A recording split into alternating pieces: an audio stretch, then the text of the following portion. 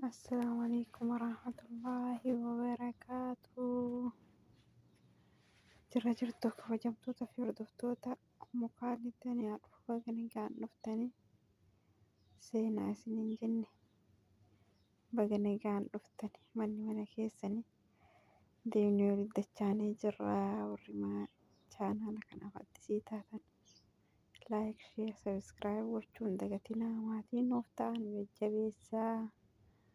Komantii jala waan nuuf haayaa waan sirreeffatuu qabnu akkas dogoggorsaa isiniin jedha. Dhugaa walitti dachaanee jirra alhamdulillah baga rabbi walitti nu deebisee wanni walitti deebi'uu tana caaltu hin jirtu. Baga nagaan bultanii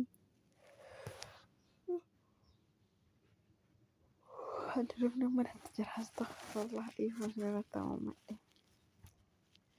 Har'aa wanni qabadhee dhufe ajandaadha. Ajandaa is umrii xawiil.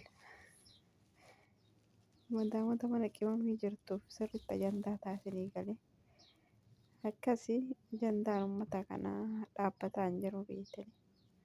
Rabbummaan furmaataa fituuf malee wanni ajandaatti socho'aa hin jirtu.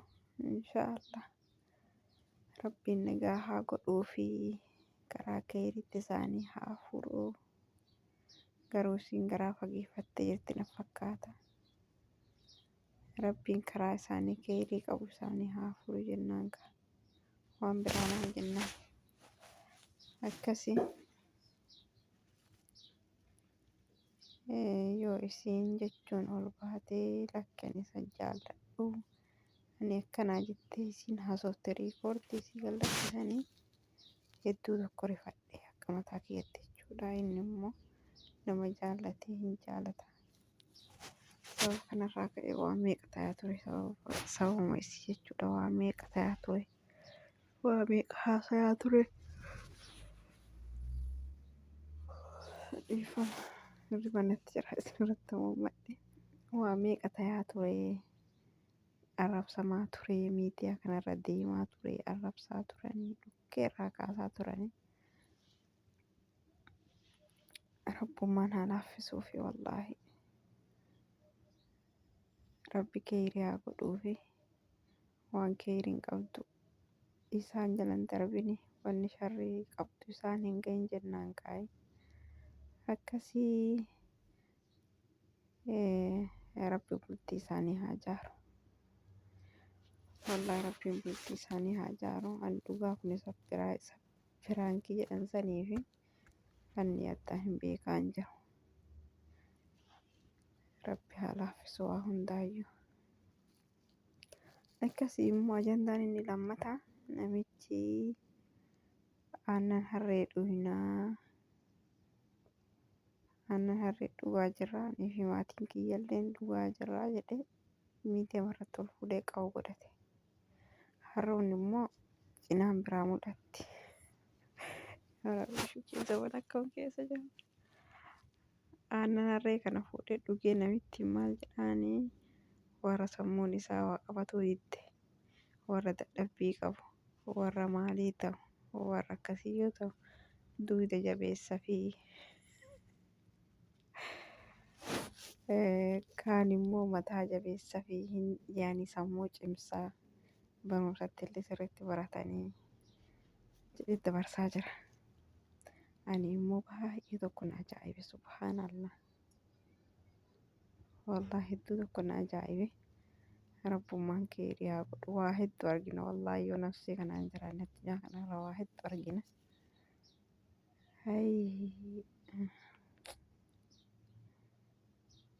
Waa hedduu argina.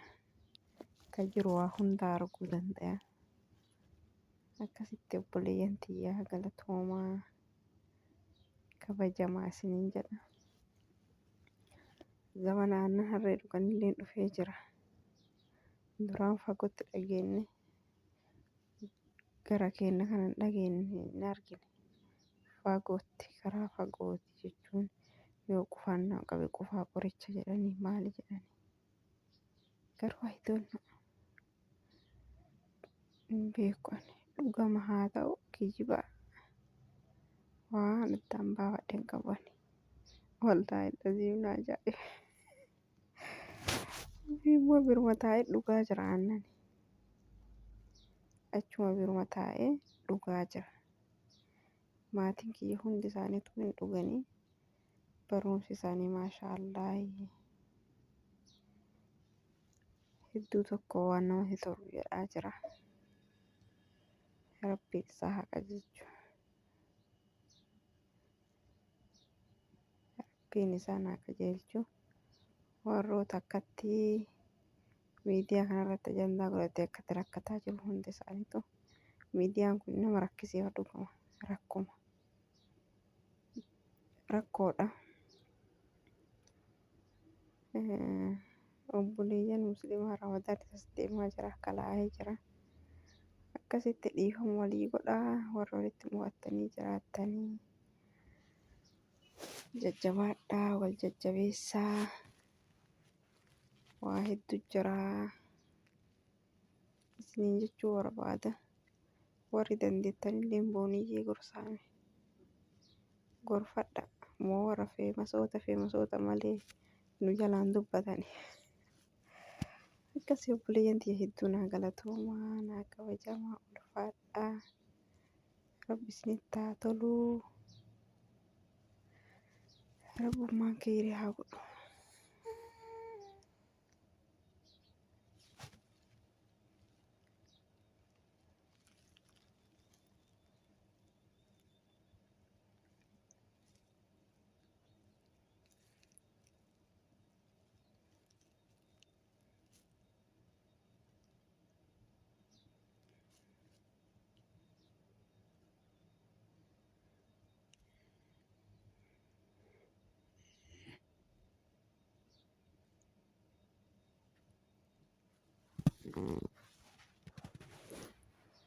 Akkasii obboleeyyan tiyya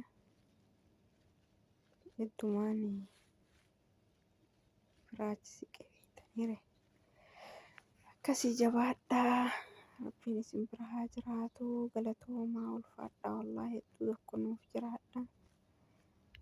Ustaaz Bayaanii fi booniyya illee yoo Rabbii waliif isin lallabe walumatti deebitanii miidiyaa irratti waliin fuune keessa wal fuutanii keessuma isin dubbiin keessaniis xumurame garaan dhammoo maaliidha san dhadhaa isin dhuga isin qabbanaa inshaallah.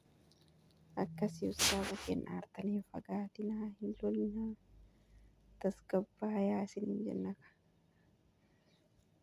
Akkasumni maruu obsa wajjin yoo obsan qabaate wanni dhufaa tokko hin jiru isinii galee. Akkasii obsuudhaa. Wanni hunduu obsa barbaachisaa isiniin jedha. Inshaallah. Biraan nagaa ustaaza.